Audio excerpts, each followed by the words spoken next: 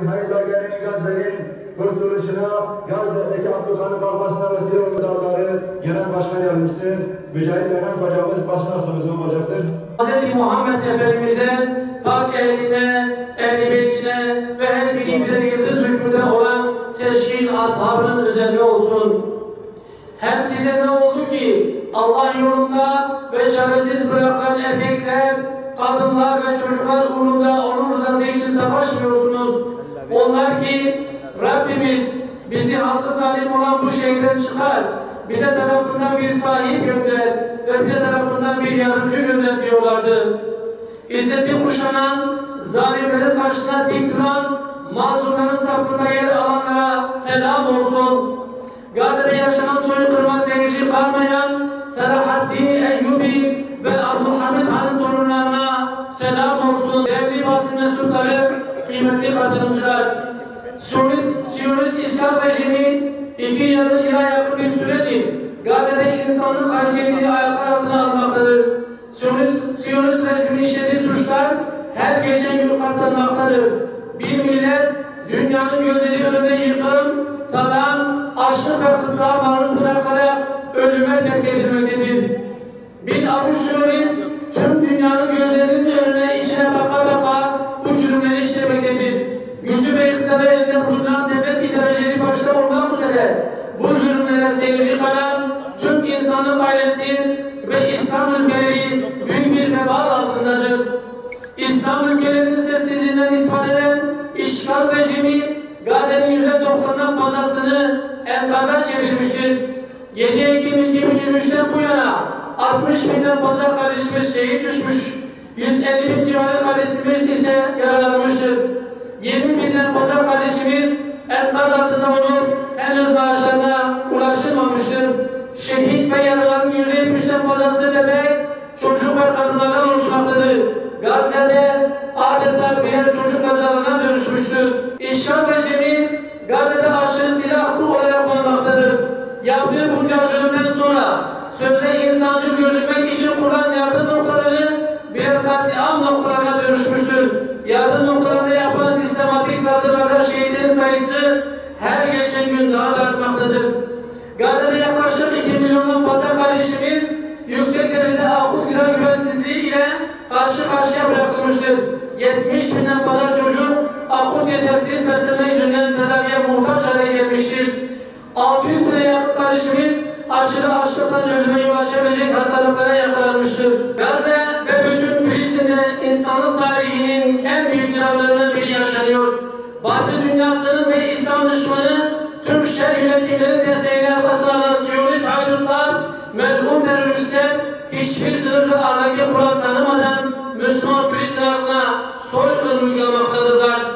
Ey ümmeti Muhammed ve ey insanlık ailesi! Açlıktan dolayı katledilen her bir çocuğun, gencin, kadının ve yaşlı vebali hepimizin boynundadır. Gücü elinde bulundurup Gazze'deki zulme seyirci kalanlara yazıklar olsun. Bu zulme sessiz kalıp ben insanın diyenlere yazıklar olsun. Dünyanın geçici menfaatlerinin peşine koşup bu zulme destek sağlayanlara yazıklar olsun. Kalpleri kör etmiş, gözlerimiz harama dalmış, kulakları zulme çanak olmuş, dilleri fitneye hizmet eden uluslararası toplum ve devletler Gazze soykırımından mesuldur. Bu mesuliyetten hiç kimse belli değildir. İslam ülkelerinin liderleri de akan kandan sorumludur. Katliamları kınamakla yetilen liderler üzerlerine düşeni yapmış olsaydı bugün Gazze'de bu kadar kan akmayacak, evler yıkılmayacak, soykırım olmayacaktı. İslam ülkelerinin liderleri ve tüm sorumluluk sahibi olarak, tüm sorumluluk sahipleri olarak henüz vakit varken Allah katında mesuliyetlerinizi yerine getirin. Siyonist rejimin soykırımını durdurmanın vakti çoktan gelip geçmiştir. Dünyanın özgür halklarından ve vicdan sahibi devlet liderlerinden öncelikle acil talebimiz şudur. Açlık, kıtlık ve ilaçsızlıktan dolayı bir halkın yok olması tüm insanlık aleminin yok olması anlamına gelecektir. İnsanlığın haysiyetini omuzlamak için Gazze'de insani krize bir an önce son verilmeli ve Gazze'ye insani koridoru açılmalıdır. İşte bu gündemle, bu amaçla Anadolu'dan meclisten Gazze'ye sloganıyla Türkiye'nin her yerinden yola çıkıyoruz. 10 Ağustos Pazar günü saat 18.30'da Ankara Güven Parkı'na toplanıp TBMM'ye yürüyerek bu talebimizi daha yüksek sesle haykıracağız. Müslüman Filistin halkını tek etmeyeceğiz.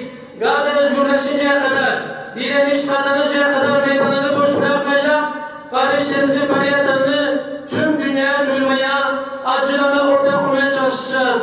Ne pahasına olursa olsun, bedeli ne olursa olsun, Siyonistlerin ve onların yerli işbirlikçilerinin saldırılarına, linç kampanyalarına aldırmadan Kudüs tabasını omuzlayacak, bu mukaddes tabaya canımızla, malımıza ve imkan bulduğumuz her şeyle sahip çıkacağız. Gazze'nin kahraman halkına, İzzet-i Kuşan'ın liderlerine, Siyonist işgalet direnen mücahitlere selam olsun.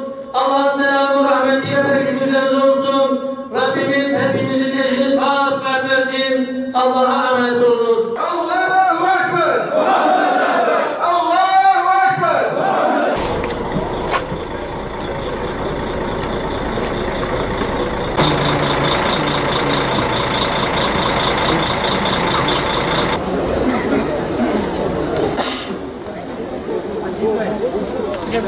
Hacı doğru.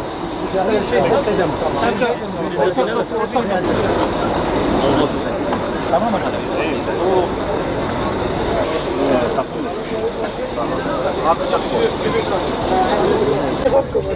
Derman sineği yedik. Seninki 10 getirmişsin.